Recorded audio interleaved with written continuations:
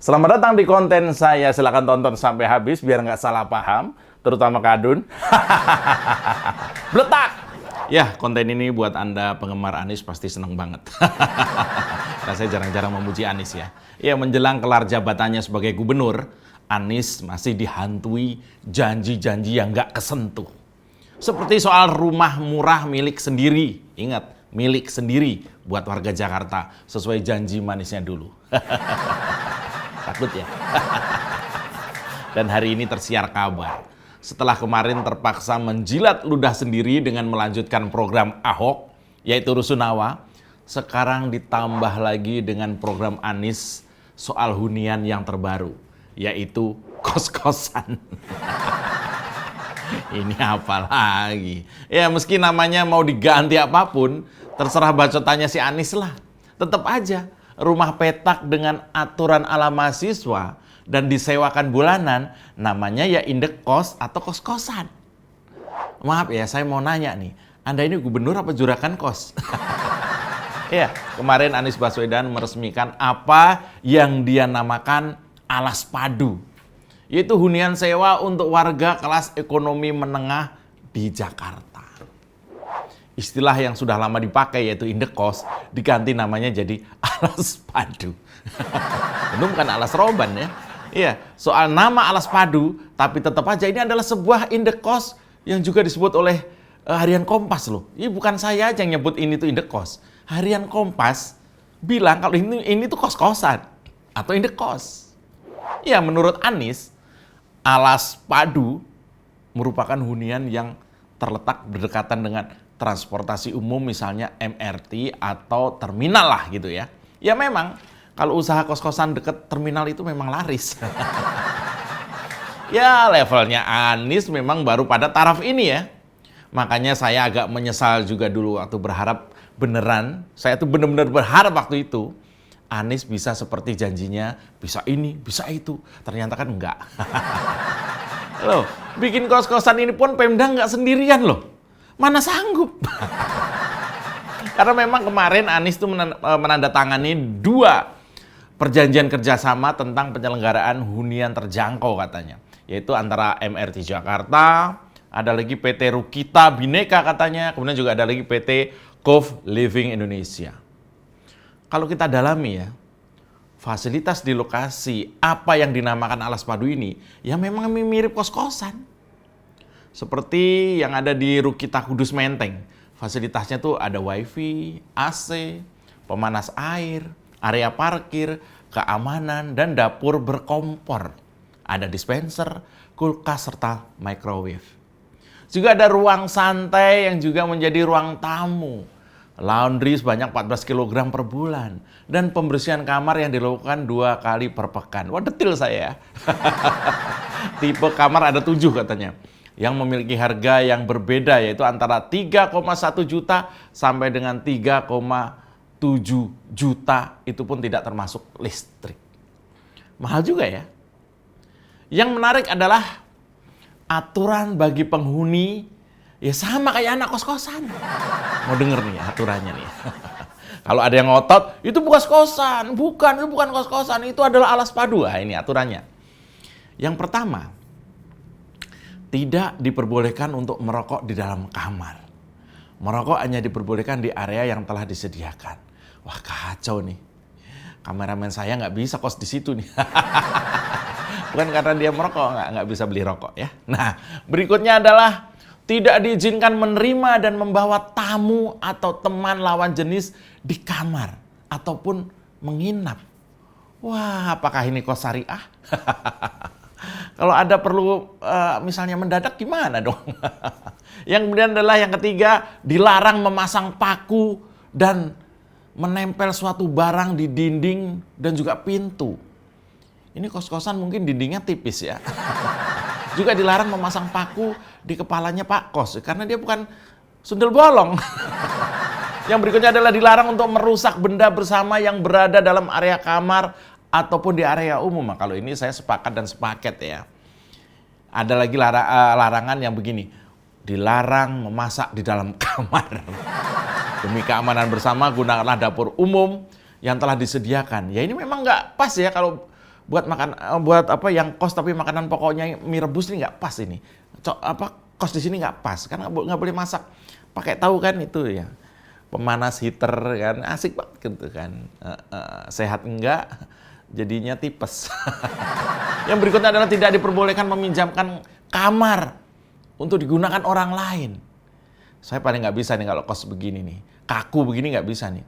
Saya banyak kawan, kadang suka pinjam harian juga. Iya.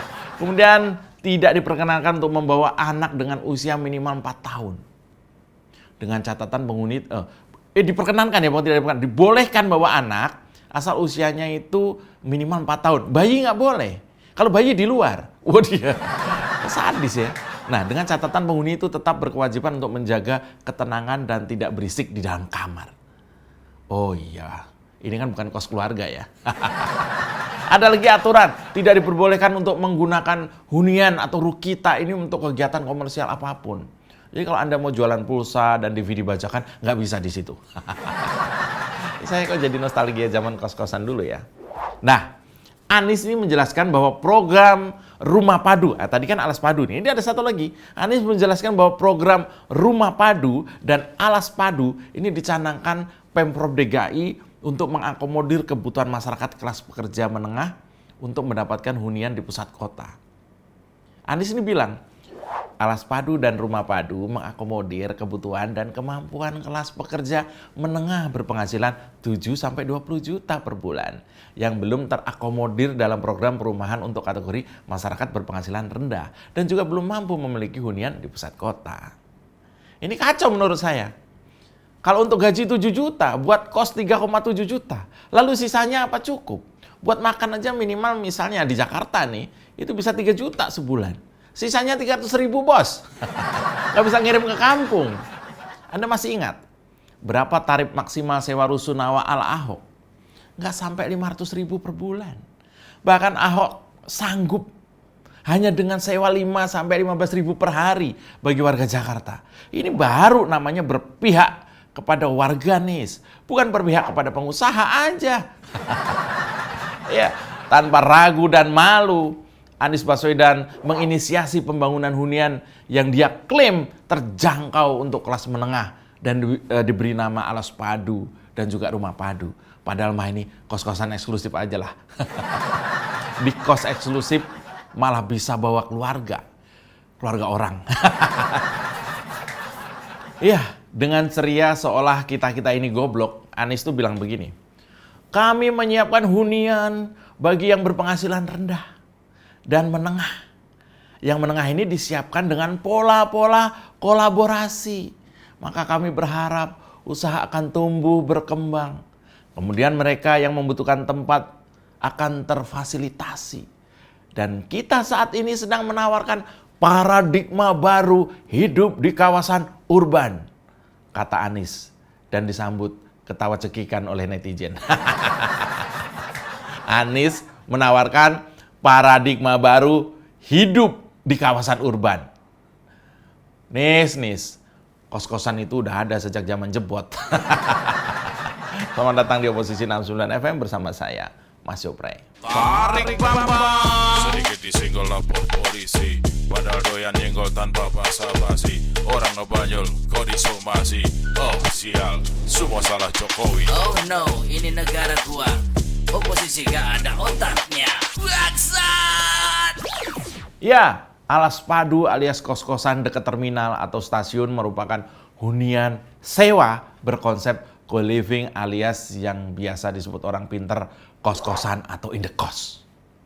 Sementara kalau Rumah Padu itu merupakan sepertinya adalah hunian kepemilikan kelas apartemen sih. Belum ada informasi soal Rumah Padu ini. Apakah DP 0 atau realisasinya yang 0? Jangan angsurannya yang 0 ya. Ya, Anies mencoba keberuntungan di injury time ini dengan akal-akalan program perumahan. Setelah kemarin masyarakat adem ayem saja menanggapi rusunawa yang ternyata adalah program gubernur sebelumnya yang dilepeh oleh Anies, kemarin dijilat lagi. Anies menjelaskan, pihak pengelola bangunan tidak kehilangan propertinya. Ini untuk program tadi ya, Alas Padu dan Rumah Padu ya. Karena bangunan tersebut tidak dijual. melainkan dikelola bersama Pemprov DKI Jakarta. Ya iyalah, kan kos-kosan. Masa pindah kos kamarnya dibawa? Bapak ini ya kalau pusing istirahat dulu aja Pak Anies, ya kan? Lalu Anies melanjutkan pidatonya. Kemarin sih lebih mirip kampanye ya.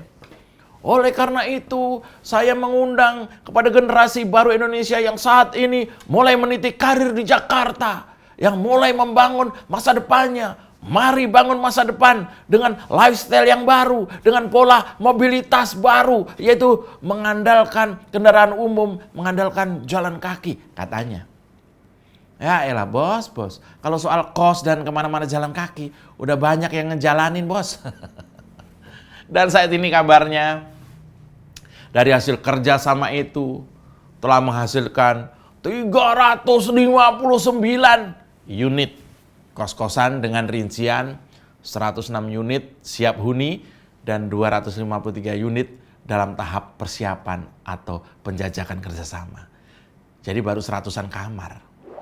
Oke deh Pak Anies. Kelar dari gubernur, udah siap jadi pengelola kos eksklusif. Demikian Oposisi 69 FM. Salam waras, salam bletak untuk Jakarta. Tarik Bambang. Silakan Pak Jokowi. Cita-cita kita di tahun 2045, 1 abad Indonesia merdeka, mestinya insya Allah Indonesia telah keluar dari jebakan pendapatan kelas menengah. Indonesia telah menjadi negara maju dengan pendapatan 320 juta rupiah per kapita per tahun. Dengan kemiskinan mendekati 0%. Kita harus menuju ke sana. Tarik Bambang. Sedikit disenggol lapor polisi, padahal doyan nyenggol tanpa basa-basi. Orang ngebanyol kok disomasi. Oh sial, semua salah Jokowi. Oh no, ini negara gua. Oposisi gak ada otaknya. Bangsat! Kita dukung aksi melawan intoleran, radikalisme, dan juga terorisme demi Indonesia yang lebih baik dengan cara subscribe di kanal 2045 TV. Makasih. Mau kemana kawan, tanpa arah tujuan, cari masalah rawan, urus saja masa depan. Halo kawan, jangan ikut